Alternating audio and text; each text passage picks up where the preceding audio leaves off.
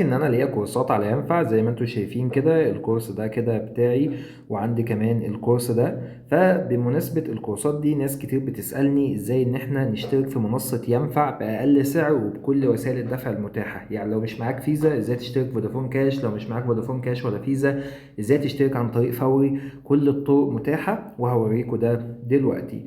بص، اول حاجة كده انت بتبحث عن منصة ينفع، بتبدأ تلاقيها بالشكل دوت. اول ما بتفتح منصة ينفع انت الاشتراك اللي انا بقولك عليه ده بتاخد اكسس على جميع الكورسات، يعني كل الكورسات دي بكل الكورسات اللي هتنزل. اي كورس موجود على المنصة او اي كورس هيبدأ خلال الفترة الجاية او هينزل قصدي خلال الفترة الجاية انت بتحصل عليه. وكمان حابب اقول لك برضو ان السنة بتاعتك اللي انا بقول الاشتراك السنوي بيبدأ من يوم ما اشتركت. يعني مثلا انت اشتركت في شهر مثلا 5/2026 هينتهي في شهر 5/2027. يعني السنة بتبدأ من يوم ما انت بدأت. طب ازاي تشترك؟ انت طبعا لازم تسجل ايميل الاول على المنصة. فانا مثلا مسجل ايميل ومشترك مع اني شغال في المنصة، بس انا على فكرة مشترك لان السعر بسيط جدا. فانت بتلاقي هنا في عرض موجود في الاول، تمام. او ممكن من خلال الاسعار تحت كده تضغط عليها، هو نفس الموضوع بالظبط، بس احنا هنديك سعر اقل من السعر ده. احنا هنديك الكورسات طول السنه 350 جنيه بس. لكن لو استخدمنا البرومو كود دوت زي ما انتم شايفين كده هتبدا تلاقي ان طول السنه ب 399، يعني 400 جنيه. فاحنا اقل 50 جنيه لان احنا معانا كود خصم اضافي اللي هو داود 2 3.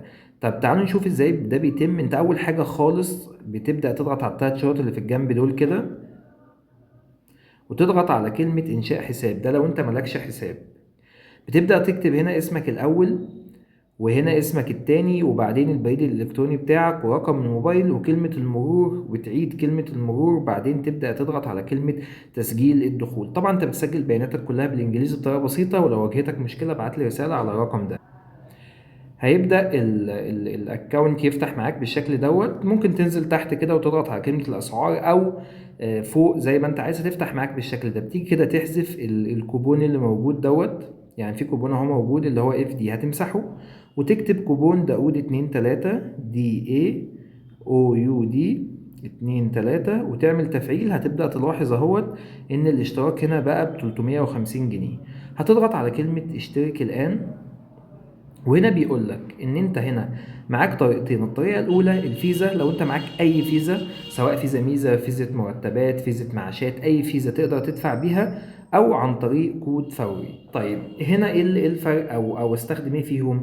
انا هنا بقول لك ان انت لو معاك اي فيزا، تقدر ان انت تختار اللي هو البطاقه الائتمانيه وتدفع من خلالها. بتسجل بيانات الفيزا وتدفع.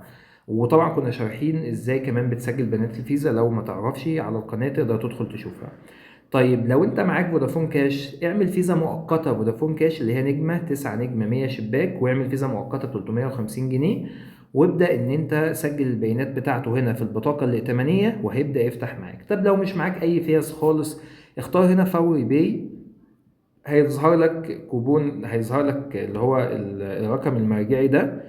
هتضغط كده اشتراك الآن بعد ما تختار فوري باي. هيظهر لك الكود المرجعي اللي انت شايفه قدامك دوت. انت بقى بتطلع على اي سوبر ماركت تقول له عايز ادفع 350 جنيه على الكود المرجعي اللي هيظهر لك انت اللي هو ده. طبعا ده الكود بتاعي الاكونت بتاعنا، لكن انت هيظهر لك كود تاني بس نفس الشكل كده بالظبط. هتاخده سكرين شوت وتروح لاي سوبر ماركت تقول له عايز ادفع 350 جنيه على اللي هو الرقم دوت.